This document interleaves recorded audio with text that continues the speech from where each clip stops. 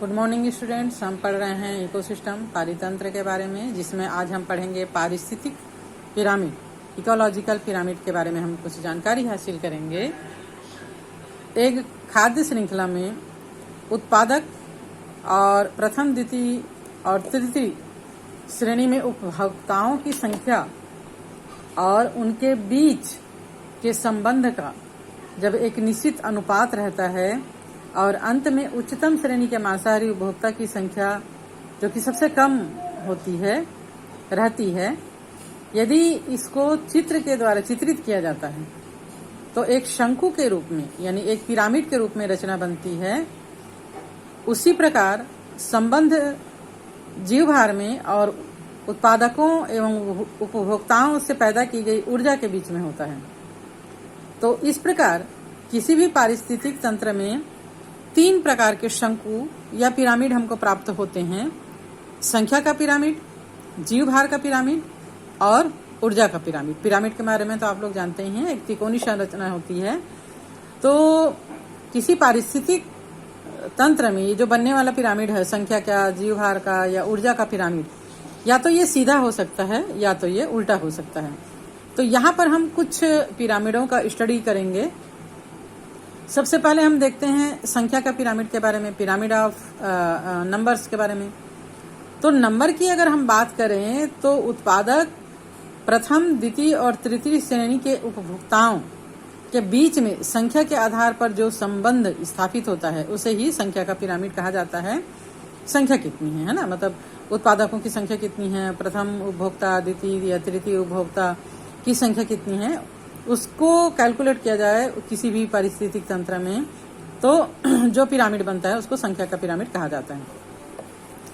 संख्या के आधार पर यदि हम पारिस्थितिक तंत्र का अध्ययन करेंगे तो देखेंगे कि जनरली उत्पादकों की संख्या सबसे अधिक होती है किसी भी स्थान पर, ज्यादातर स्थान पर, है ना, उत्पादकों की संख्या सबसे अधिक होती है, क्योंकि जो इसको खाने वाले उपभोक्ता है वो उनकी संख्या हमेशा उत्पादक से कम ही होती है। तभी किसी भी पारिस्थितिक तंत्र में जीवों को भोजन पर्याप्त मात्रा में उपलब्ध हो पाएगा।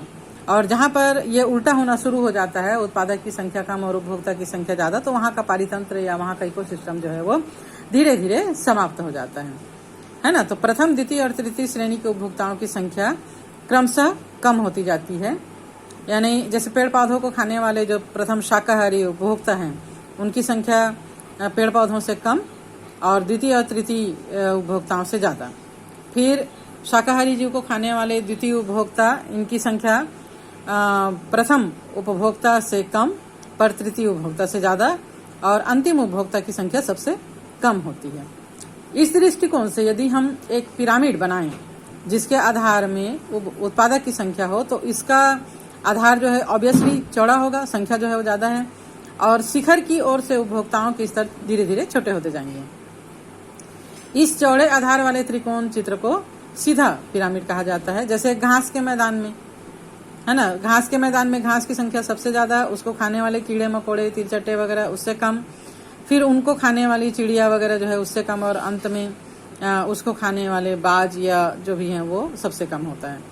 इसी प्रकार किसी भी लैंड में जैसे जंगल वगैरह है, तालाब है, झील है, इसमें भी ये पिरामिड जो है वो सीधा ही बनता है।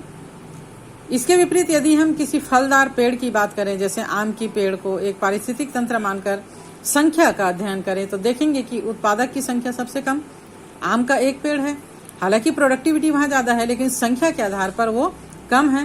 प्रथम उपभोक्ता जैसे चिड़ियों की संख्या उससे अधिक, चिड़ियों पर आश्रित रहने वाले कीटाणुओं की संख्या सबसे अधिक, और इस प्रकार के पेड़ का हम पिरामिड बनाएंगे तो ये पिरामिड के आधार पर जीव संख्या जो है वो कम, केवल एक, और शिखर पर सबसे अधिक, अर्थात ये एक उल्टा पिरामिड बन जाता है। फॉर एग्जाम्पल के लिए जैसे हमारे स्कूल में जो बरगद का पेड़ है, पेड़ एक है, हालांकि उसकी प्रोडक्टिविटी बहुत है लेकिन संख्या पेड़ की एक है, उस पर आश्रित जो जीव जंतु हैं उनकी संख्या उससे अधिक है, और उन जीव जंतुओं पर आश्रित जो जीवाणु सूक्ष्म जीव है उनकी संख्या उनसे भी अधिक है। इस प्रकार वहां पर संख्या का एक उल्टा पिरामिड तैयार हो जाता है।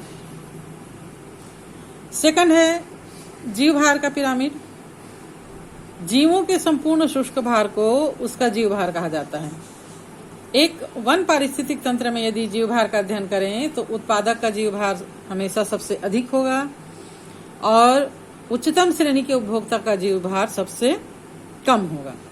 इसलिए जीवभार का पिरामिड जो है वो सीधा बनेगा। परंतु यदि हम एक तालाबी परिस्थिति तंत्र का अध्ययन करेंगे तो देखेंगे कि उत्पादक जैसे कि पादप प्लवक, शैवाल, इनका जीवभार कम होगा, लेकिन उनका भक्षण करने वाली जो सबसे अंतिम उपभोक्ता बड़ी मछली होगी, सबसे बड़ी मछली होगी, अंतिम श्रेणी का उपभोक्ता होगा, उसका जीवभार सबसे अधिक होगा। इस प्रकार यहाँ पर एक उल्टा पिरामिड का निर्माण होगा। थर्ड वन इज द ऊर्जा का पिरामिड, पिरामिड ऑफ एनर्जी। प्रत्येक पारिस्थितिक तंत्र में उत्पादक ही सूर्य के प्रकाश की ऊर्जा को अवशोषित करता है। हरे पेड़ पौधे जो उत्पादक होते हैं प्रकाश संश्लेषण के लिए सूर्य की ऊर्जा का उपयोग करके उसको भोजन के रूप में परिवर्तित करके संचित करके रखते हैं।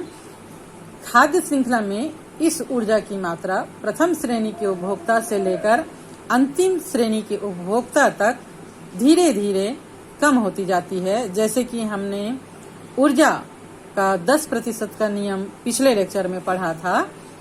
हर एक पोषण स्तर पर ये 10% ही पहुंच पाता है।